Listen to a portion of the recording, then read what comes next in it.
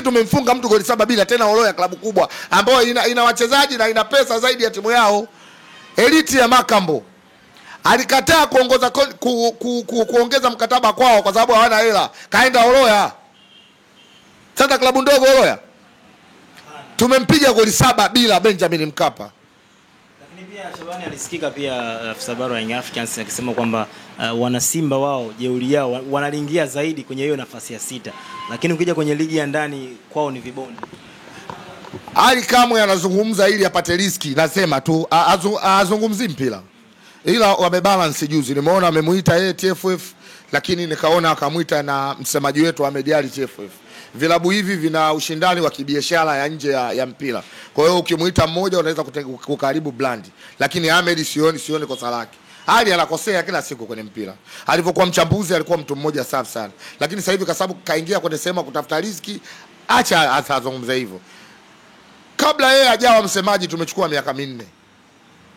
Sio kama alikuwa msemaji kipindi kile. Nadhani alikuwa mzungu huyo. Sawa?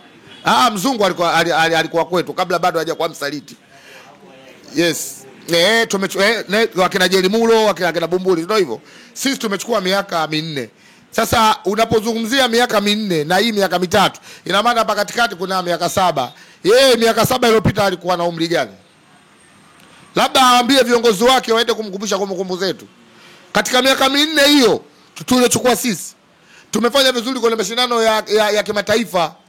Wao katika miaka 3 hii naweza nikasema wamefanya vizuri miaka 2 au 1, lakini mwingine wamepotea. Si ndio hivyo? Lakini makelele yamekuwa mengi. Unapopata point kwenye lenki za CAF, sio kama wanakupa kwa sababu wewe eti una gari zuri, una uwanja mzuri, una nini. Azam wale hamna klabu ambayo wanaomzidi Azam katika mikakati yao ya kutengenezea mazingira timu yao. Azam wana uwanja wao wa kucheza mechi na mazoezi. Azam wana gym kwenye sehemu yao.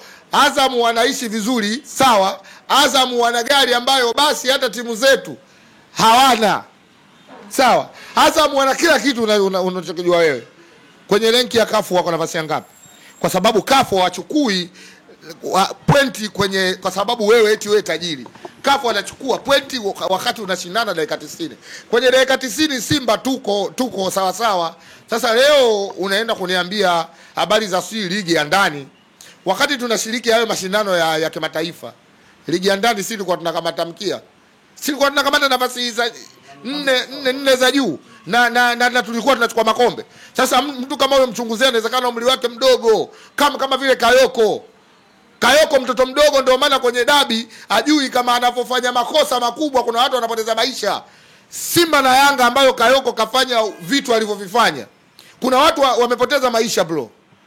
Sawa, kuna watu wamepoteza maisha, lakini kwa sababu hajielewi, ni mtoto mdogo, anaona kawaida. Lakini wangetezesha watu ambao wana busara zao, wangejua tufuate sheria 17. Kwenye sheria 17 ukienda hukumu sheria 17, mtu hawezi kupata madhara. Lakini ukifanya makosa ambayo wewe umetoka nayo nyumbani, basi watu wanapoteza madhara. Kwa hiyo mimi niseme tu, Ali muache aseme bosi wake ili aweze kumtimizia, na tumeona baada ya porojo nyingi kajengewa mama nyumba. Zisikia anaonekana kurejea kwenye ubora wake. Juzi ametia kama mbili mwenyewe. Hawatishi mara kwa mara, amekuwa akifanya vyema kwenye michezo ya dabi. Azizi anacheza wapi? Anacheza wapi? Anacheza Yanga. Na timu gani? Mchezaji mkubwa hawezi kuwa form kubwa kwenye ligi ya ndani, kwenye mashindano ya kimataifa ameshindwa kusaidia timu yake. Hawezi. Mimi iko kitu sikubali. Umetolewa kwenye mashindano ya kimataifa klabu bingwa. Sawa?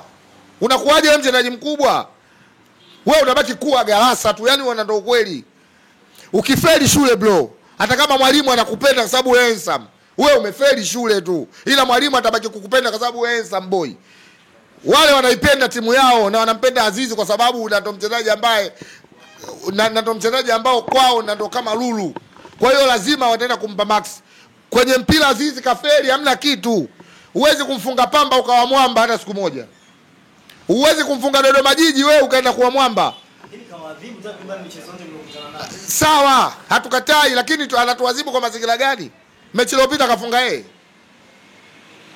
Sasa Kwa hiyo swala si la kutoadhibu usishangae, kwa sababu inawezekana ukaadhibiwa kutokana na muamuzi, ukaadhibiwa kutokana na filigisi zilizokuwepo. Timu yetu miaka 2-3 iliyofungwa tumegundua kuna watu walikuwa wasaliti, na wasaliti sasa hivi wako kwao. Kwa hiyo walikuwa kuna vitu wanavifanya vile vya ajabu, ndio maana sisi tunaenda tunafungwa hizo mechi.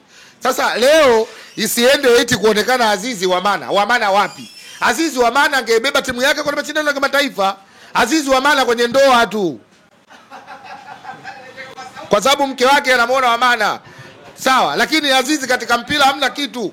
Uwezi kuwa timu yako, hata wachezaji wakubwa tu tunawaona. Kama timu haishiriki mashindano ya kimataifa, mchezaji mkubwa hawezi kuishi kwenye hiyo timu. Uongo. Siona kina Pacome wapo Young Africans. Sasa Pacome mchezaji mkubwa. Wewe unavyoona. Yanga inatolewa na timu dhaifu katika kundi lao. Pacome, Azizi wote wapo au hawapo? Kundi la Yanga lilikuwa dhaifu kwenye kundi lao. Hamna hata mtu mmoja aliyokuwa katika kundi lao ambaye katika 10 bora za Afrika yumo. Uongo? Nitajie mmoja. Hakuna. Kwa hiyo wote wale walikuwa zero. Kwenye zero na Yanga naye zero amekuwa zero, double zero. Hamna kitu zero. Umeelewa vizuri? Kwa hiyo huwezi kumtaja mchezaji ambaye kashindwa kuifanya timu yake ikorofai kwenda nafasi nyingine. Tena mechi ya mwisho unamalizia nyumbani kwako katika uwanja wa nyumbani, unashindwa kupata matokeo ya pointi 3 ili ukorofai kutoka nafasi nyingine kwa nafasi nyingine. Alafu wewe uwe mwamba, huo ni uongo. Ila zinazobaki sasa hivi ni porojo. Pacome zero, Azizi zero, Chama zero, sijui Baka si nani wote zero, Job wote zero, Diara zero. Sasa bani wale ambao labda wakizungumzia wachezaji wakubwa, wakiwataja wakina Pacome na wengine wakina Kibu ambao wapo Simba, wao wanatumia vigezo gani? Wanawataja wakubwa kwa sababu ya kubalance. Balance kitu gani? Wana balance. Mimi nikwambie kitu, Tanzania tuna kawaida ya kubalance kwa sababu Simba na Yanga zina watu wengi. Kwa hiyo mzunguko wa Simba na Yanga huko mpaka nje ya maisha ya kawaida ya kibiashara. Ukitaja wachezaji wa Simba peke yake, mtu wa Yanga hawezi kuja kufanya biashara na wewe. Ukiwataja watu wa Simba peke yake, mtu wa Yanga wa Simba au nani hawezi kufanya biashara na wewe. Kwa hiyo wanachofanya wanaenda kubalance story. Mimi niseme tu, Tanzania tunaona, na mimi kila siku nalisemaga hili. Kuna watu wanasema timu ya taifa inatajwa Simba na Yanga, si timu kubwa, kwa nini wasienda kuchukua tu? Mimavi imewatoka juzi. Simba na Yanga wamekataa kushiriki mashindano ya Mapinduzi. Wamechaguliwa wachezaji wanaocheza ligi ya ndani wote wamecheza. Wale wa timu ndogo hawajatoka hata na goli. Hivyo wamepata goli hata moja. Wamepata pointi hata moja. Ndio unavyoambiwa mkubwa anabaki kuwa mkubwa tu. Ila mashindano yale wangeenda masini ya timu kubwa, tungepata hata pointi. Tumefungwa mpaka na Zanzibar Heroes. Mechi zote tumekosa pointi. Wachezaji ambao watu wanasema tusichague Simba na Yanga, tuchague timu ndogo. Simechaguliwa na mwalimu yule wa JKT Tanzania kaenda. Tumeambulia hata pointi moja. Kwa hiyo atabaki kuwa mkubwa. Ndio sisi tunavyosema ukubwa wetu uheshimiwe, sio wakubwa kwa nchi. Ukanda huu Sekafa si ndo baba bwana, hamna mwingine. Simba ndo mkubwa, mwingine anafuata nyuma. Wakubwa hawezi kuwa wawili bro. Mkubwa anakuwa mmoja tu, ndo sisi Simba Sports Club. Sisi tunakubali na zile kauli kwamba hakuna Simba bila Yanga. Za kibiashara. Ila kwenye mpira hizo kauli hakuna. Zile kauli za kibiashara ndio kama ninavyokuambia. Ukimsema mtu wa Simba, mtu wa Yanga nunui bidhaa yako. Ukimsema mtu wa Yanga wa Simba nunui bidhaa yako. Kwa hiyo watu wana balance story hii na ndio jinsi ilivyo. Kwa hiyo tuendelee katika maisha ya kubalance story. Kwamba tuna balance story ili watu maisha ya nje ya uwanja waishi, wafanye biashara, wadili na nao watu. Huo ndio ukweli. Lakini ukizungumzia mpira katika ukanda wa Sekafa, ukizungumzia mpira katika nchi ya Tanzania, hakuna kama Simba Sports Club. Na ndio maana kafu wanajua umuhimu wetu na tunapata pointi za kutosha. Lakini huwezi kunitajia Yanga au wachezaji wa Yanga wakawa bora zaidi yetu. Huo sio kweli. Leo huwezi kumfananisha Azizi na John Chaze Ahoua hata siku moja. Ahoua ni bora katika wachezaji ambao wametufanya tumefuzu kwenda na hatua inayofuata. Ahoua akafanya iko kitu. Azizi dakika 90 kamaliza mechi pale, wanataka goli moja tu ili waende nafasi inayofuata. Kasaidia nini timu yake?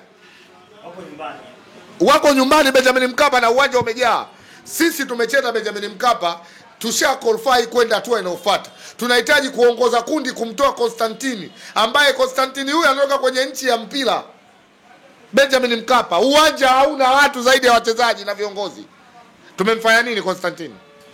sisi wadogo. Kwa hiyo aloshindwa kupata goli mkubwa, sisi tulioshinda mdogo. Acheni porojo basi. Tuzungumzie mpira, uhalisia wa mpira. Simba ndo tumefanya mpaka marais wa mpira wote duniani wamekuja Tanzania. Haijawahi kutokea. Uongo? Sawa, tuondoke hapo, lakini kuna wale pia wanazungumzia kwamba kwa sasa hivi calculator zimehamia kwenu. Sasa mnahitaji kumfunga Yanga na huku mkimwombea Yanga afungwe na Azam ili kile kinyang'anyiro cha ligi kuu kiwe kina wafeva kwa upande wenu.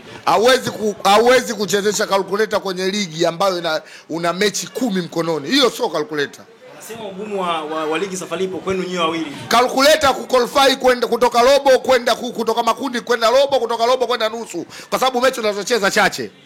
Mechi 10 pointi 30. Lakini nilimsikia kauli yake akitaja msemaji wako. Calculator hakuna, anasema tu kwa sababu ndo watu ili wapate morali ya kwenda katika ile mechi. Lakini unaweza ukamfunga Yanga na usiwe bingwa, na Yanga unaweza kumfunga Simba usiwe bingwa. Kwa sababu kuna michezo 10. Ndio maana anasemaje, ukitaka kujua watu kama kuna matokeo wanakuwa wanapanga, huwezi kusema mechi ya Simba na Yanga ndio itaenda kuamua bingwa. Mimi sikubali kwa kitu. Mimi nazungumzia mpira, mimi sizungumzii porojo. Nazungumzia mpira. Kuna timu ambazo zinahitaji zisishuke daraja. Kuna timu zinataka Big 4 bado hujamalizana nao. Sawa. Yanga kafungwa na Tabora, kuna mtu alitegemea kama atafungwa na Tabora? Simba tumetoka sare na Fountain. Kuna mtu alitegemea Simba toka sare na Fountain? Kwa hiyo mimi niseme tu, watu wanazungumza maneno ambayo sio ya kimchezo. Tuzungumzie mpira. Tukizungumzia mpira, ligi bado, na dabi haiamui bingwa. Dabi haiamui bingwa kwa sababu mpira bado. Mechi 10 pointi 30. Sawa.